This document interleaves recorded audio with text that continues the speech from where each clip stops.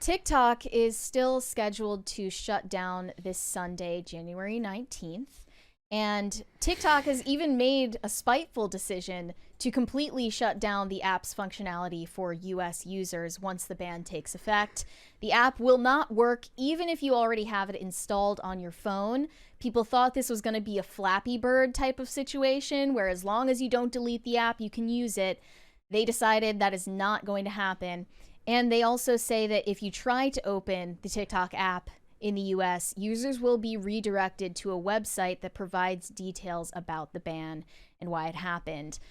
But not to worry, because MrBeast is on his way to save TikTok for this generation. I mean, he's wealthy. He's worth about $500 million. He's about 299 billion short. But right, TikTok is evaluated at, you said, $300 billion. I saw, what did I see? And I mean, here? once we get to the hundreds of billions, it all just kind of runs together. But MrBeast is wealthy. He's not that wealthy. He can't just buy TikTok. He can probably invest in it with a bunch of other people. MrBeast posted a TikTok to share that he just left a meeting with, quote, a bunch of billionaires, he said in the video. TikTok, we mean business. We have an offer ready for you. Do you have the video? Yeah, I do, but I just want to see him in a suit. It says, give me a seat at the table. Let's save this. But it says his net worth is about 500 million. At the time, TikTok is estimated to be worth $300 billion.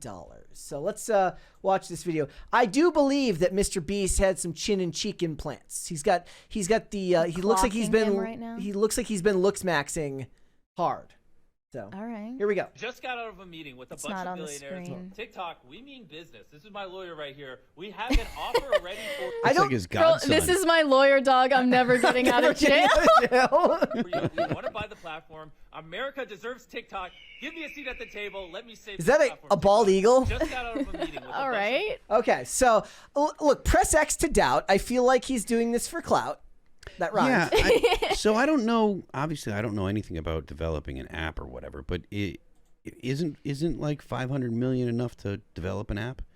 To develop a competitor, yeah. Yeah, that's the thing I'm thinking is. But you don't have the 112 verified users that are already on the platform. That 112. That was what Tim was saying yesterday, right? 112 million. Okay, 112 million is different than 112. But yeah. I feel like MrBeast does have he's got a platform.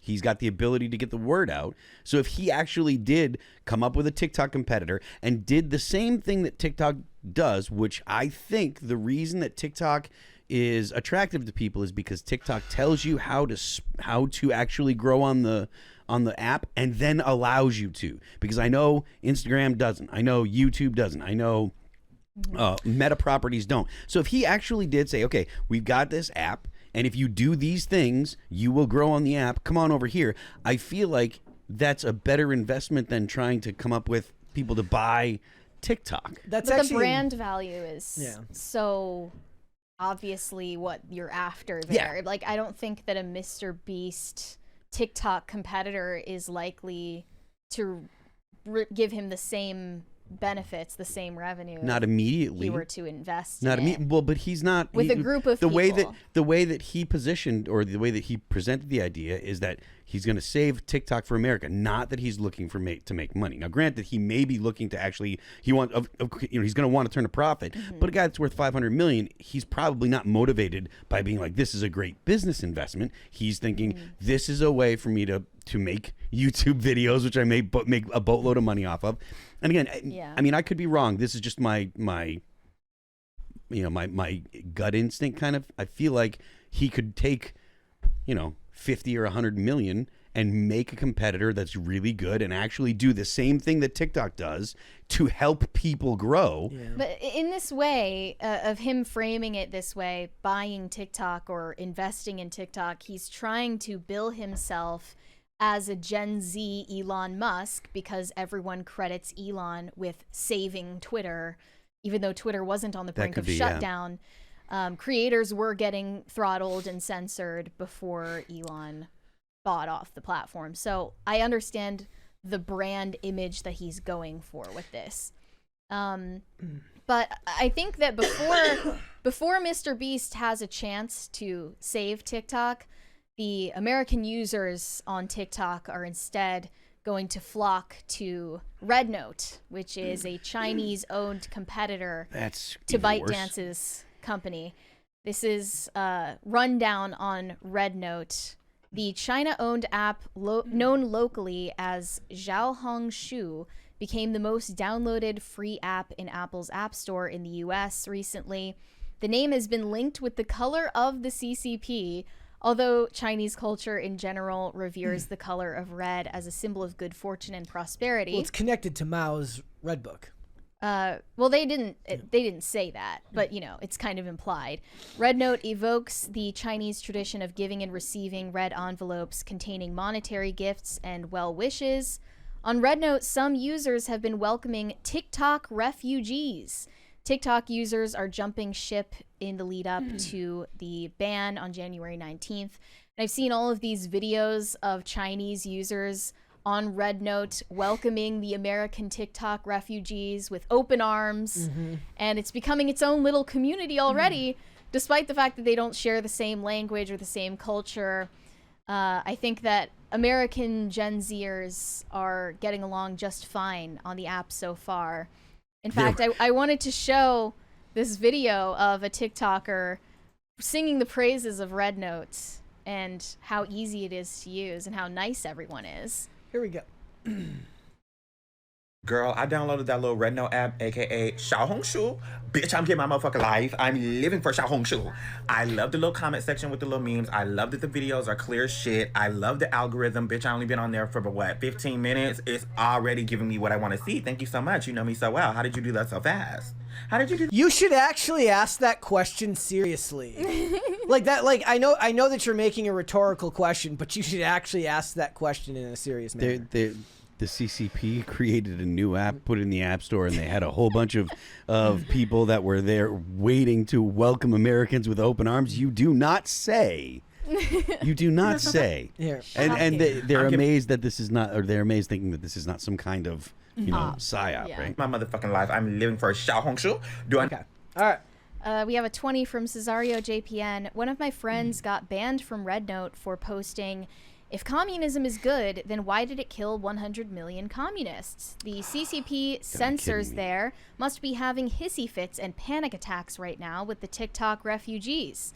No. Yeah, they're giving them a hard time. It says TikTok refugees have already noted harsh restrictions on Red Note that have resulted in their content being removed or their accounts suspended. The LGBT stuff gets them booted. Including for mentioning LGBTQ plus identities and for women wearing a slightly low-cut top. So they have different cultural values. Maybe. They might let you say racist stuff on Red Note, but they're not going to let you promote gender ideology. Yeah. Because they care about the content that is exposed to their own citizens. I mean, look, maybe my theory, if people are jumping ship to another Chinese app, right, another one, why wouldn't they jump ship to a MrBeast app? And I mean, he doesn't have to make it like MrBeast Burger app or whatever. You know, it doesn't have to be like, it doesn't have to be like branded by him, but you know, if you start a company and get a marketing company to actually market it and have the algorithm that like the dude that was just saying that he was like, I love the algorithm. I mean, maybe it's not such a bad idea. There are already 3 American-owned TikTok competitors that are listed here. Only one of them I had heard of before. Triller is based in California. I'd heard of Triller. Had you? No. Okay. Then Clapper, based in Texas, and Neptune, based in Arizona. I wonder if Clapper is going to get sued by the Clapper. Dun-dun. Turn the lights on in your house. Oh, yeah, I forgot about that. But otherwise, they only have ByteDance, which is Chinese, and Red Note, which is owned by Xingyin Information Technology, based in Shanghai rather than Beijing.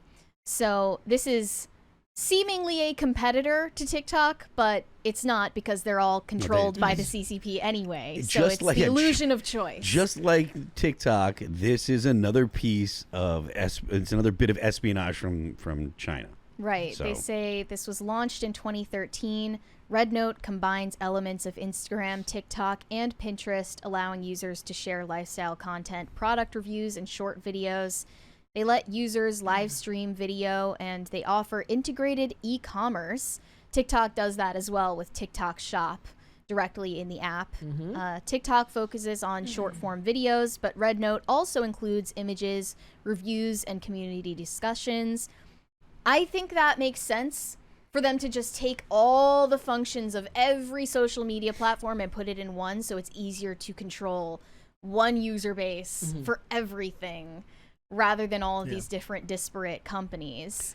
But they already have over 300 million active users on a monthly basis. This is an opportunity for something for Mark Zuckerberg to actually inform people how to make Instagram functional for people to grow their audience as opposed to throttling people and stuff. The whole Meta, their whole business plan or the way that they do business is not good to help people, the users. It's all about limiting the users' ability to share stuff unless you pay them directly. If Meta rethought that and said, hey, look at what TikTok's doing. They've already got the user base. Yeah. If they just said, we're revamping, because we looked at, Zuckerberg could make an announcement or make a statement. Look, we looked at what TikTok was doing and we listened to Instagram users. You said you want to have this kind of functionality. You want this kind of ability to grow your blah, blah, blah. We're here to do that. It's not like they don't have the money. Well, it's not like they don't have the user base. They don't have the willingness. That's the problem. And despite everything that Zuckerberg has been gesturing at publicly, he does not, in reality, want to stop throttling creators' content. Yeah, it's ridiculous. He does not want the ability for them to organically grow their accounts or organically engage in discussion. And this is kind of why I feel it would be better for TikTok to get banned in the US altogether rather than get acquired by a US company. Because as far as I can tell, the US government is just as hostile of a government to its own citizenry as the Chinese government is to US citizens. There's no, I mean, you were telling me, only at least some, according to the argument, US citizens technically have legal recourse if social media companies based in the US are throttling their expression. But in practice, as we've seen for the last decade, that's not actually true.